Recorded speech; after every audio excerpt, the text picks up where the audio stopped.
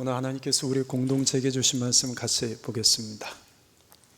요한복음 8장 21절부터 30절까지 되겠습니다. 요한복음 8장 21절부터 30절까지입니다. 우리 같이 한 절씩 교독합시다. 다시 이르시되 내가 가리니 너희가 나를 찾다가 너희 죄 가운데서 죽겠고 내가 가는 곳에는 너희가 오지 못하리라. 유대인들이 이르되 그가 말하기를 내가 가는 곳에는 너희가 오지 못하리라 하니 그가 자결하려는가? 예수께서 이르시되 너희는 아래에서 났고 나는 위에서 났으며 너희는 이 세상에 속하였고 나는 이 세상에 속하지 아니하였느니라. 그러므로 내가 너희에게 말하기를 너희가 너희 죄 가운데서 죽으리라 하였노라. 너희가 만일 내가 그인 줄 믿지 아니하면 너희 죄 가운데서 죽으리라. 그들이 말하되 네가 누구냐? 예수께서 이르시되 나는 처음부터 너희에게 말하여 온 자니라. 내가 너희에게 대하여 말하고 판단할 것이 많으나 나를 보내신 이가 참되심에 내가 그에게 들은 그것을 세상에 말하노라 하시되 그들은 아버지를 가리켜 말씀하신 줄을 깨닫지 못하더라. 이에 예수께서 이르시되 너희가 인자를 든 후에 내가 그인 줄을 알고 또 내가 스스로 아무것도 하지 아니하고 오직 아버지께서 가르치신 대로 이런 것을 말하는 줄도 알리라. 나를 보내신 이가 나와 함께 하시도다. 나는 항상 그가 기뻐하시는 일을 행함으로 나를 혼자 두지 아니하셨느니라. 이 말씀을 하심에 많은 사람이 믿더라. 아멘.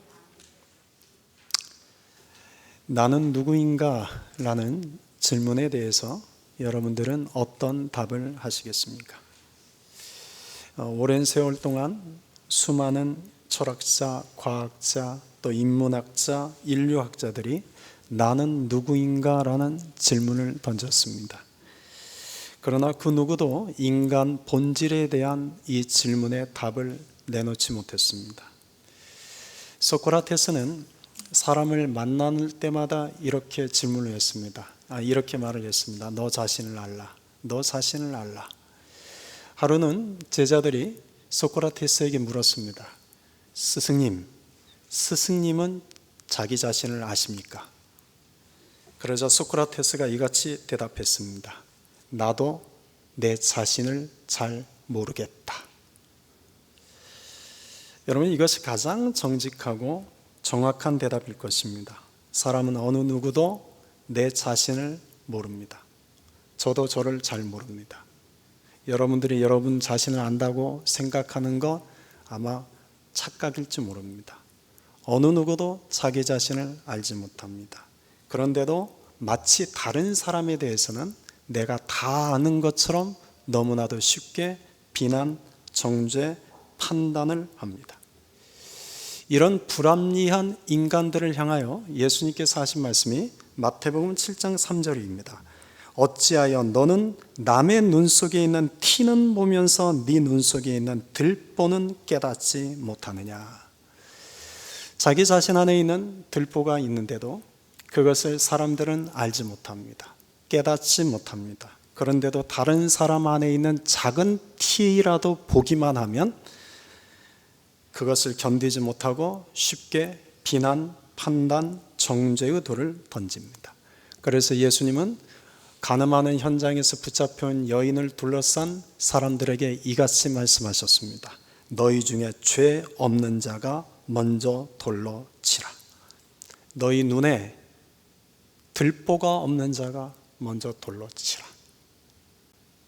너희 중에 작은 티라도 없는 자가 먼저 돌로 치라.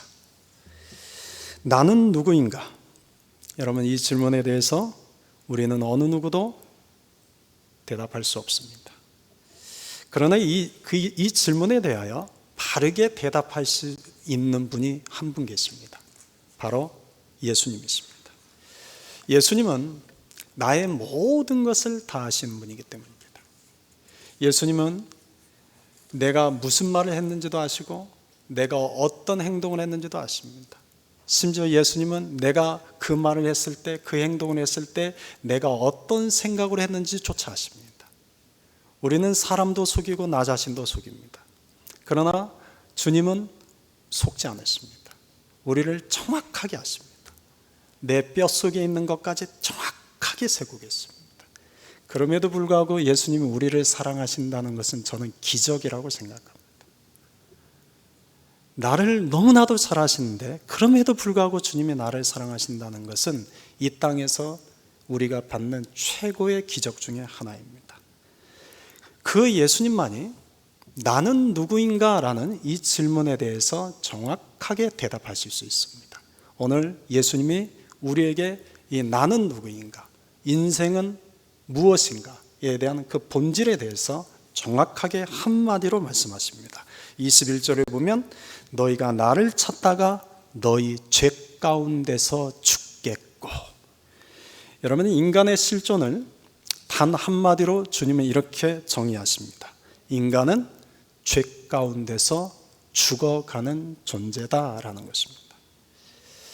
우리가 죄 가운데 죽어가는 존재라는 것을 21절에서도 말씀하시고 23절에서도 두 번이나 또 반복해서 말씀하십니다. 우리 24절입니다. 24절 같이 한번 읽겠습니다. 그러므로 내가 너희에게 말하기를 너희가 너희 죄 가운데서 죽으리라 하였노라. 너희가 만일 내가 그인 줄 믿지 아니하면 너희 죄 가운데서 죽으리라. 사람에게는 누구나 죄가 있습니다. 죄 없는 사람 없고 죄를 짓지 않는 사람 없습니다. 그런데 드러난 죄가 있고 드러나지 않는 죄가 있을 뿐입니다. 우리는 드러난 죄를 죄인이라고 부릅니다. 그러나 드러나지 않는 죄를 갖고 있는 우리 역시도 주님 앞에서는 누구나 다 죄인입니다. 죄가 우리의 인생의 운명에 미치는 결정적인 세 가지 영향이 있습니다. 예수님 오늘 그걸 세 가지로 말씀하십니다. 첫째는 죄는 우리로 하여금 죽음에 이르게 합니다. 21절 23절에서 세 번이나 너희 죄 가운데서 죽으리라 말씀합니다. 여러분, 죽음을 가져오는 죄는 큰 죄, 작은 죄 구분될까요? 구분되지 않을까요?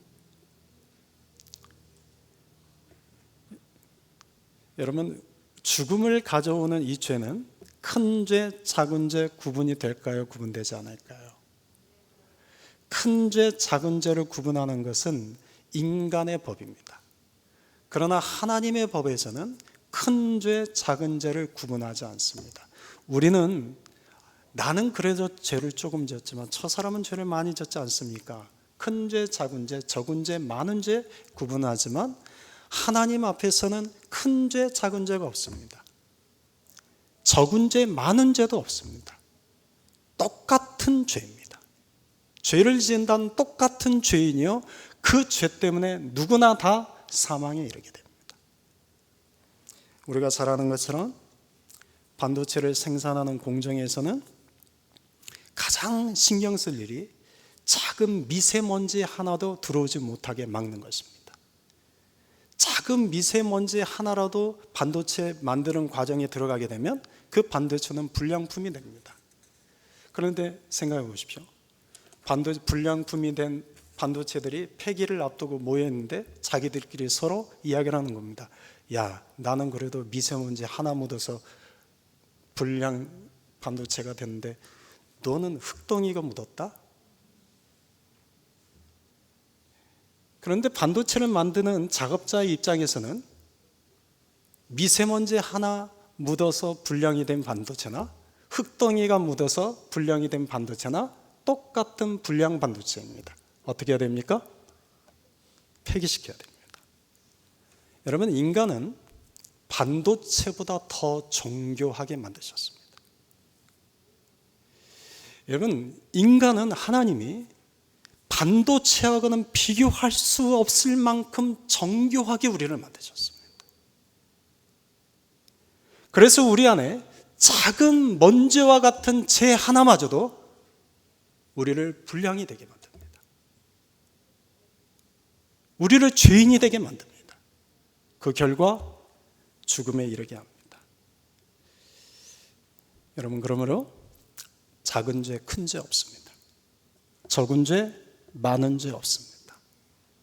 그러면 우리는 모두 다 똑같은 죄인이요, 우리는 그 죄 때문에 죽음의 운명에 처하게 될 자들이었습니다. 두 번째, 예수님이 이 죄의 결과를 지옥에 이르게 한다고 말합니다. 21절 하반절을 보면 내가 가는 곳에는 너희가 오지 못하리라. 여러분, 죄를 가지고는 하나님이 계신 하나님 나라에 갈 수 없습니다. 예수님이 가시는 그 하나님 나라에 갈 수 없습니다. 우리가 갈 곳은 하나님 나라가 아닙니다.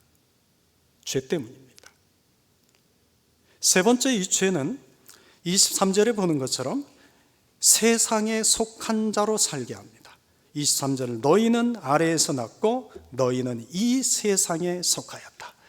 이 세상이 의미하는 것은 하나님과 상관없는 것입니다. 이게 세상에 속하였다는 것은 하나님과 상관없는 인생이라는 뜻입니다. 여러분, 이처럼 죄는 인간의 운명에 치명적 영향을 끼칩니다.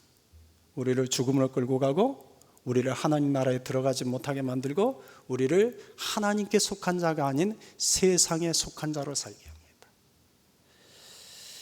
여러분, 그렇다면 어떻게 하면 이 문제를 해결할 수 있습니까? 어떻게 하면 이 문제를 해결합니까? 오늘 24절 하반절에 이렇게 말씀하십니다.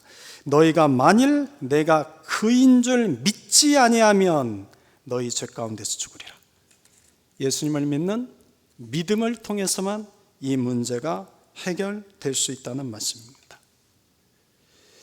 여러분, 우리는 모두 다 죄 때문에 우리의 운명은 죽음을 향해 가고 있고 우리의 운명은 하나님 나라에 들어가지 못하고 우리의 운명은 세상에 속한 자로 살 수밖에 없었습니다. 그런데 예수님을 믿는 이 믿음 하나만 있으면 우리 인생이 변화되기 시작한답니다. 이 믿음 하나만 있으면 우리 인생이 바뀌어진답니다. 이 믿음 때문에 죽음에서 생명으로 나가게 되고 이 믿음 때문에 우리가 지옥에 가지 않고 하나님 나라에 들어갑니다. 이 믿음 때문에 우리가 이 땅에서 세상에 속한 자가 아닌 하나님께 속한 자로 살아가게 됩니다. 그러면 여기서 질문이 생기죠. 도대체 이 예수님이 어떤 분이시길래 이 예수님을 믿으면 이렇게 인생이 변화될 수 있습니까? 그래서 오늘 본문 25절에 사람들이 이렇게 묻습니다. 그들이 말하되 네가 누구냐? 네가 누구냐라고 묻습니다. 이제 이 물음에 대해서 예수님께서 직접 당신이 누구신가에 대해서 25절 하반절에서 이렇게 말씀하십니다. 25절 하반절, 나는 처음부터 너희에게 말하여 온 자니라. 뭐라고요? 나는 처음부터 너희에게 말하여 온 자니라 라고 말씀합니다. 이 말씀은 예수님은 처음부터 말씀이신 분이라는 뜻이죠. 예수님은 처음부터 말씀이신 하나님이시라는 뜻입니다. 이미 이것은 요한복음 1장 1절 이하에서 우리가 살펴본 적이 있습니다. 예수님은 처음부터 말하여 온 그분이십니다. 이 말에는 예수님은 오직 말씀하신 대로만 이루시는 분이라는 뜻입니다. 왜 예수님을 믿는 믿음을 가진 자는 죽음에 처할 운명이 더 이상 죽음에 처하지 않고 생명을 얻게 되고, 예수님을 믿는 믿음을 가진 자는 더 이상 지옥에 갈 영혼이 이제는 하나님 나라에 들어갈 영혼이 되고, 이 세상에 속할 영혼이 하나님께 속할 영혼이 될 수 있는 이유는 여러분 하나입니다. 처음부터 말씀하셨던 그분이신 예수님이 그렇게 말씀하셨기 때문입니다. 그분이 그렇게 말씀하셨기 때문입니다. 그분이 그렇게 말씀하신 것을 믿는 자는 인생이 변화됩니다. 그러나 그분이 그렇게 말씀하신 것을 듣고도 믿지 않는 자는 여전히 죄로 인하 나에게 주어진 운명의 길을 걸어갑니다. 그 길은 죽음의 길입니다. 사망의 길입니다. 멸망의 길입니다. 여기서 처음부터 라는 단어는 모든 일에라는 또 뜻을 갖고 있습니다. 그러니까 예수님은 처음부터 말씀하셨다 뿐만 아니라 예수님은 모든 일에 우리에게 말씀하시는 분이다라는 것입니다. 예수님은, 하나님은, 성령님은 언제나 우리에게 말씀하십니다. 언제 말씀하실까요? 어디에서 말씀하실까요? 언제나 어디서나 우리에게 늘 말씀하십니다. 주님은 늘 말씀하십니다.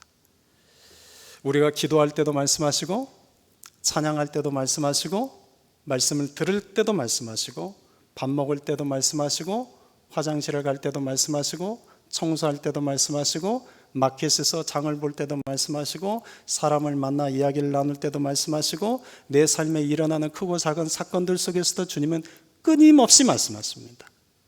그런데 다만 우리가 듣지 못하는 겁니다. 주님은 단 한 번도 침묵하신 적이 없습니다. 우리가 주님이 침묵이라고 말씀하는 것은 내가 듣지 못하는 것이지, 주님이 침묵하신 적은 없습니다. 주님은 늘 언제나 우리에게 말씀하십니다.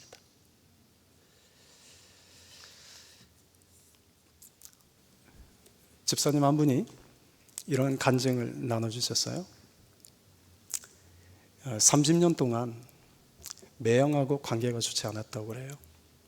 매형이 무시하기도 했고 자기를, 그리고 상처를 주는 말도 했었고, 그래서 30년 동안 매형하고 그다지 관계가 좋지 않았대요. 그런데 최근에 그 매형이 병에 걸려서 병투병을 할 때 이제 이분이 병간호를 하기 시작하신 거예요. 이제 임종이 얼마 남지 않는 상황에서 이 집사님의 마음에 그래도 매형을 천국 보내야지. 그래서 이제 물었답니다. 믿음 있냐고, 천국 갈 믿음 있냐고, 구원의 확신 있냐고. 그리고 그 매형에게, 매형이 나한테 상처 주고 나에게 무시했던 모든 거 내가 다 용서하겠다고. 그런데 그때 갑자기 성령께서 그분에게 이렇게 말씀하시더랍니다. 너는 매형에게 상처 받은 것만 생각하냐? 네가 매형에게 상처 준 것은 생각 안 하냐? 그때 처음으로 그분이 깨달았답니다. 아, 나는 지금까지 매형이 나를 무시하고 나에게 상처 준 것만 생각했지, 나 역시도 그런 매형을 미워하고 그런 매형에게 상처 준 것도 있었겠구나. 그때 처음 깨달아졌답니다. 그래서 매형에게 말했답니다. 나도 용서해줘. 그리고 기도하고 나왔는데 그 다음 날인가요? 그 매형이 세상을 떠나셨답니다. 그래서 이제 그분이 간증하시기를 하나님이 그 마지막 순간에 이렇게 매형과 관계를 회복시켜 주셨다고. 여러분, 그 병상의 자리에 지금 누가 말씀하셨습니까? 예수님이 말씀하고 계셨습니다. 여러분, 주님은 우리가 예배드리는 이 자리에서만 말씀하시는 분이 아닙니다. 주님은 내가 살아가는 모든 삶의 자리에서 나에게 말씀하고 계십니다. 다만 그분이 말씀하시는데 내가 듣지 못합니다. 다만 그분이 나에게 보여주시는데 내가 그것을 깨닫지 못합니다. 우리는 들어도 듣지 못하고 보아도 깨닫지 못하는 영적으로 어두운 자들입니다. 그래서 우리에게 필요한 것은 영적인 민감함과 영적인 분별력입니다. 영적인 민감함이 우리에게 없으면 주님이 말씀하시는 것을 들어도 우리는 듣지 못합니다. 주님이 분명히 우리 앞에 이렇게 딱 보여주시는데도, 여러분, 주님이 우리에게 여러 가지로 보여주십니다. 주님은 우리에게 귀로 듣는 말씀만 하시지 않고 우리의 눈으로 보여주기도 하십니다. 징조로 보여주기도 하시고, 어떤 상징적 행위를 통해서 보여주기도 하시고, 때로는 꿈속에서 환상을 통해서도, 꿈을 통해서도 보여주십니다. 주님은 어떤 일어나는 사고와 사건을 통해서도 보여주십니다. 그런데 내 안에 영적 민감함이 없으면 그냥 흘려 지나갑니다. 그러나 주님은 모든 부분에서 말씀하십니다. 우리에게 또 영적 분별력이 없으면 이게 주님이 말씀이신지 내 육신의 생각인지를 또 구분하지 못합니다. 영적 분별력이 있어야 지금 주님이 나에게 말씀하시는 것인지 아니면 내 안에는 내 육의 생각인지를 구분하게 됩니다. 그래서 우리가 영적 민감함과 영적 분별력을 가져야 됩니다. 그러면 어떻게 가질 수 있습니까? 영적 민감함과 영적 분별력은 무엇을 통해 가질 수 있습니까? 여러분, 영적 민감함, 영적 분별력은 어느 특정한 성령의 은사가 아니라는 것을 기억하십시오. 방언의 은사도 있고 예언의 은사도 있고 신유의 은사도 있고 다양한 은사가 있지 않습니까? 영적 민감함과 영적 분별력은 어떤 특정한 성령의 은사가 아닙니다. 영적 민감함과 영적 분별력은 성령이 충만한 자들에게 주시는 은혜입니다. 내가 성령이 충만하고 내가 은혜가 충만하고 내가 말씀이 충만할 때 주시는 은혜가 영적으로 민감함으로 나타나고 영적인 분별력이 생깁니다. 어떤 분들은 착각을 하시죠. 내가 그래도 교회를 20년, 30년 다녔는데 거짓과 진리 정도는 구분할 줄 알죠. 여러분, 착각입니다. 자신하지 마십시오. 여러분, 이단에 넘어가고 어둠에 넘어가는 것은 그 자만 때문입니다. 우리가 어둠에 넘어가지 않고 우리가 이단에 빠지지 않는 것은 내가 성령으로 충만해서 영적 민감함과 영적 분별력이 있을 때입니다. 그럴 때 우리가 넘어가지 않습니다. 아니, 어떻게 저렇게 대학 교수나 되는 사람이, 아니 어떻게 저렇게 목회 20년 이상 했던 사람이 어떻게 저런 이단에 빠져들어가지? 아니 어떻게 저렇게 박사라는 사람이 어떻게 저런 말도 안 되는 교리에 넘어가지? 여러분, 영적인 것과 육적인 것은 다릅니다. 그래서 우리가 영적으로 민감하고 영적인 분별력을 가져야 됩니다. 그래서 우리가 성령 충만해야 됩니다. 그래서 에베소서 5장 18절에서 말씀합니다. 오직 성령으로 충만함을 받으라. 근데 여러분, 이 성령 충만과 관련해서 세 가지 오해를 하지 맙시다. 첫째, 여러분, 성령 충만과 성령 받는 것은 다릅니다. 달라요? 예수를 그리스도로 믿는 자는 누구나 이미 성령을 받았습니다. 성령이 아니고서는 예수를 주라 시인할 수 없기 때문입니다. 그래서 예수를 주라 시인하는 자는 이미 성령을 받았습니다. 그러나 성령을 받은 것이 곧 성령 충만은 아닙니다. 두 번째, 여러분, 성령 충만은 성령 체험과 다릅니다. 우리가 성령을 체험한 것이 곧 성령 충만이 아닙니다. 성령은 체험할 수 있습니다. 그리고 성령 체험으로 인해서 물론 성령 충만해질 수도 있습니다. 그러나 성령 체험이 곧 성령 충만은 아닙니다. 세 번째, 여러분, 성령 충만과 감정 충만은 다릅니다. 여러분, 감정 충만과 성령 충만을 구분할 수 있겠습니까? 감정 충만과 성령 충만의 공통점은 기쁨이 있다는 데 있습니다. 여러분, 성령으로 충만해도 기쁨이 있지만 감정으로 충만해도 기쁨이 있습니다. 여러분들은 잘 모르시겠지만 세상에 있는 사람들이 클럽에 가고 디스코텍에 가고, 요즘도 그런 게 있나요? 거기 가서 음악 소리에 맞춰서 정신없이 춤을 추면 이분들 얼굴들이 막 너무 행복합니다. 기쁨 넘칩니다. 기쁨 충만합니다. 또 술을 먹어도 기쁨이 충만해지는 사람이 있습니다. 감정 충만이지 성령 충만이 아닙니다.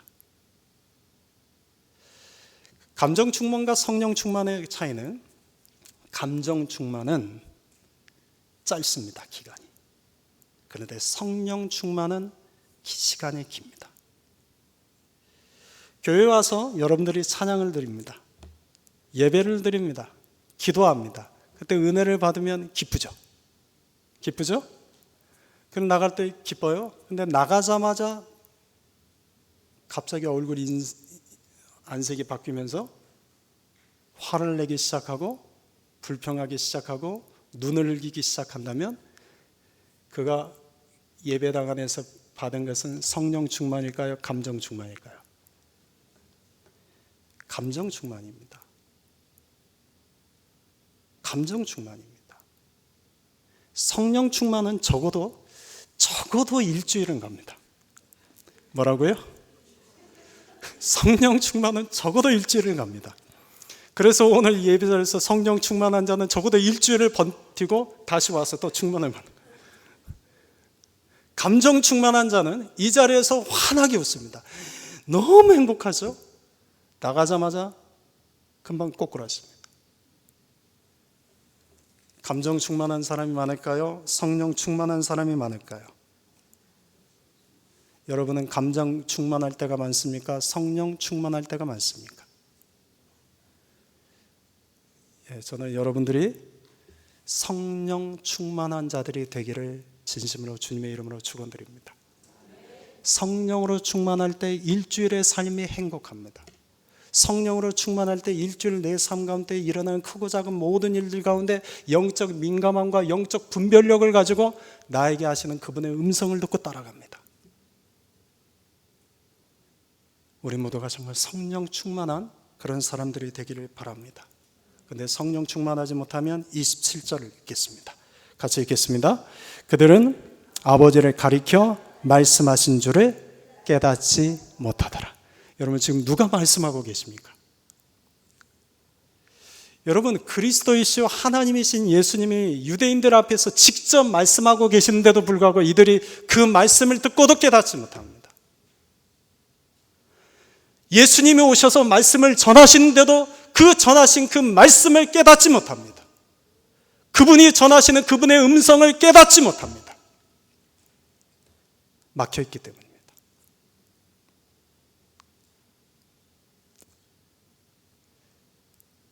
오늘 주님은 우리에게 동일하게 말씀하십니다. 저는 여러분이 오늘 말씀을 들을 귀 있는 자들이 되기를 소망합니다. 여러분 사람들과 관계 속에서 제일 힘든 사람이 어떤 사람이죠? 다양하게 말씀하시죠? 저는 개인적으로 말이 안 통하는 사람입니다.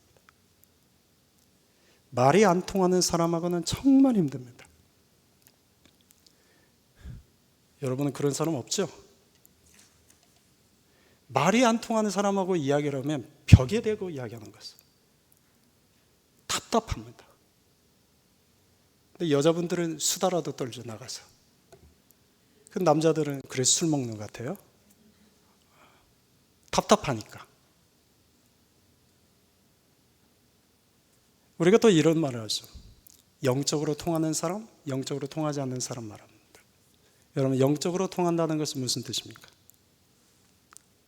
영적으로 통한다는 것이 무슨 뜻입니까? 영적인 대화가 된다는 뜻입니다. 하나님에 대한 대화가 됩니다. 성령에 대한 대화가 됩니다. 말씀에 대한 대화가 됩니다. 예수님에 대한 대화가 됩니다. 영적인 하나님의 행하신 일들에 대한 대화가 됩니다. 그런데 영적으로 통하지 않으면 신앙의 대화가 이루어지지 않습니다. 저는 우리 성도님들 모두가 서로 영적으로 통하는 자들이 되기를 소망합니다. 영적으로 통해야 됩니다. 그래서 하나님에 대해서 이야기를 딱 하면 아, 그렇지, 하나님은 이런 분이지 하고 함께 마음이 모아집니다. 오늘 예수님에 대한 이야기를 하면 아, 그렇지, 예수님은 이런 분이시지 하고 우리의 마음이 예수님께 함께 모아집니다. 그러나 우리 안에 영적으로 통하지 않게 되면, 신앙의 대화가 되지 않으면, 제가 오늘 이 자리에서 하나님의 말씀을 가지고 여러분에게 설명하고 강조하고 아무리 큰 소리로 외쳐도 그저 벽에 두고 하는 말입니다. 오늘 이 말씀이 우리 모두에게 흘러가기를 원합니다. 우리 귀에 들려지기를 원합니다. 우리 마음속에 깨달아지기를 원합니다. 여러분, 그 예수님을 믿을 때, 이 예수님을 믿을 때 우리 인생이 바뀝니다. 인생이 바뀐 우리에게 주님이 주시는 두 가지 복이 오늘 본문에 나옵니다. 첫 번째는 29절입니다. 우리 29절 같이 읽겠습니다. 이에 예수께서 이르시되 너희가 인자를 둔 후에 내가 그인 줄을 알고 또 내가 스스로 아무것도 하지 아니하고 오직 아버지께서 가르치신 대로 이런 것을 말하는 줄도 알리라. 그러면 인자가 들리는 곳이 어디입니까? 십자가죠. 그 십자가는 무엇을 의미합니까? 생명을 의미합니다. 그런데 모두에게 십자가가 생명은 아닙니다. 예수님께서 요한복음 3장 14절 15절에서 이와 관련해서 이렇게 말씀하셨죠. 인자도 들려야 하리니 이는 그를 믿는 자마다 영생을 얻게 하려 하심이라. 믿는 자에게 십자가는 생명입니다.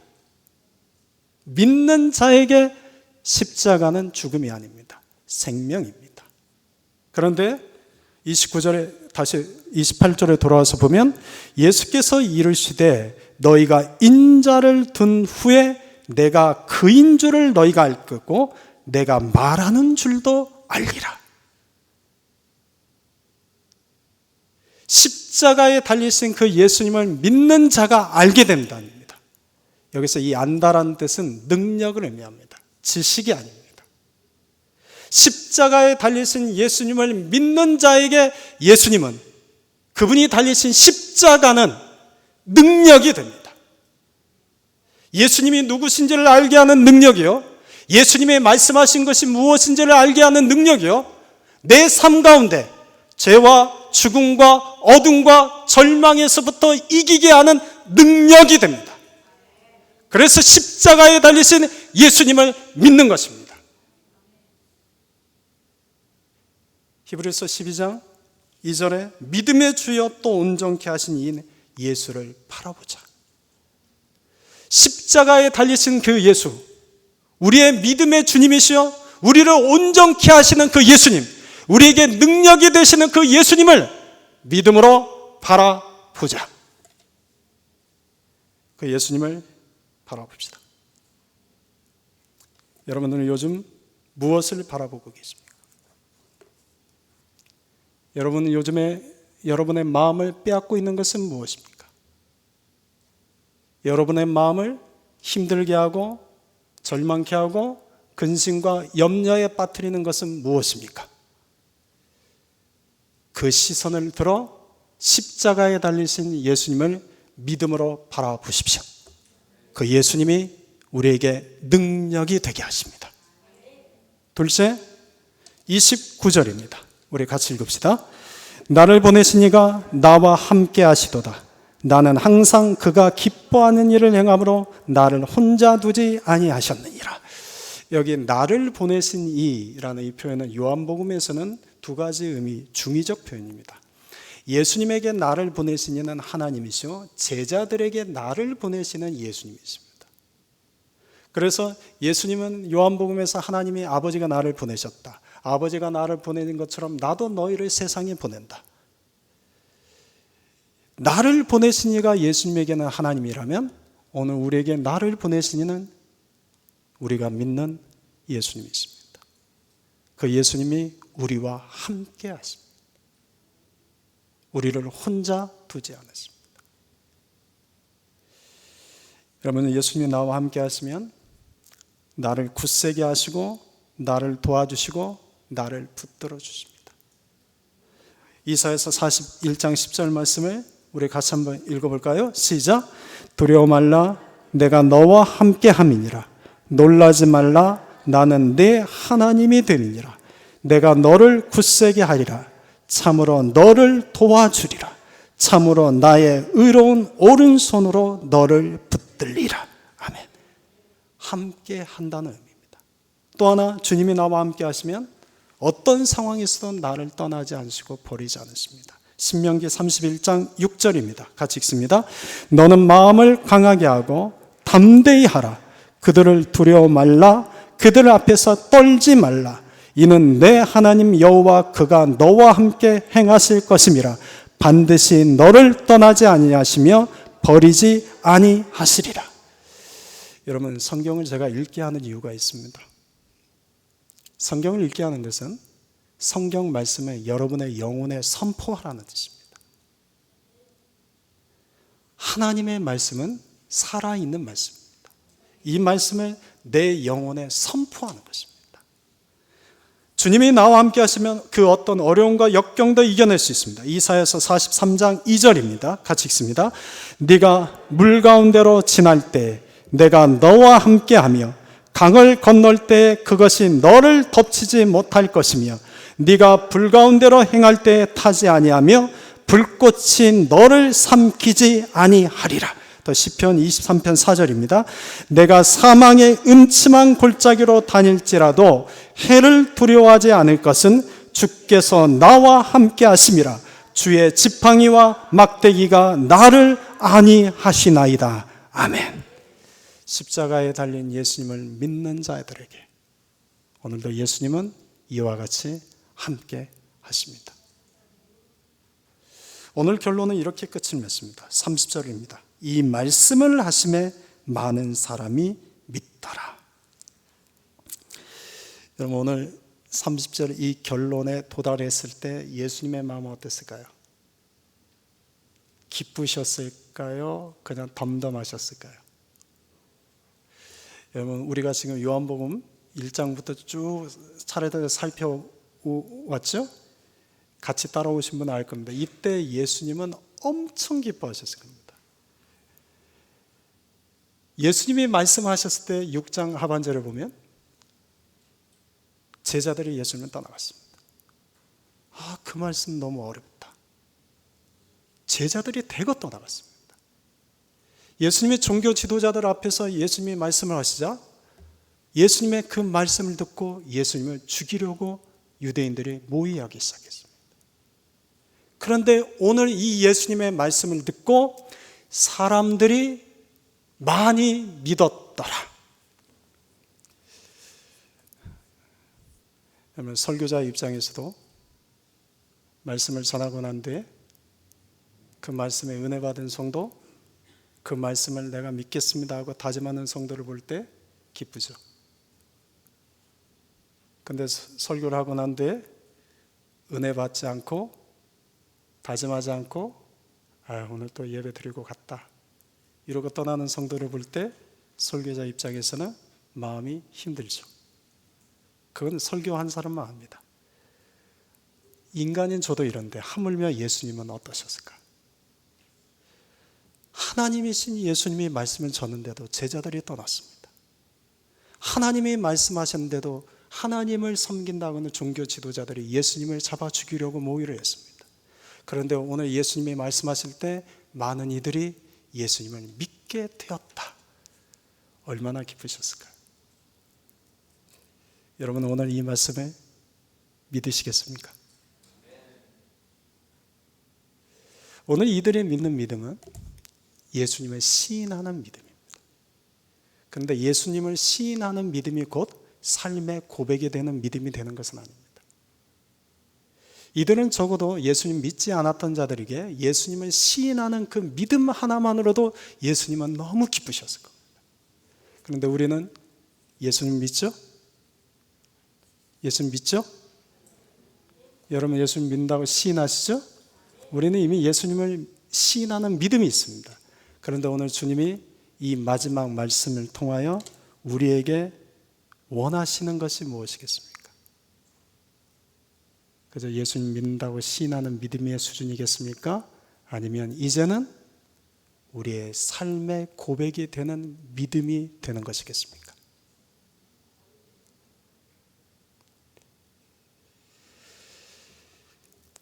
의인은 믿음으로 말미암아 삽니다.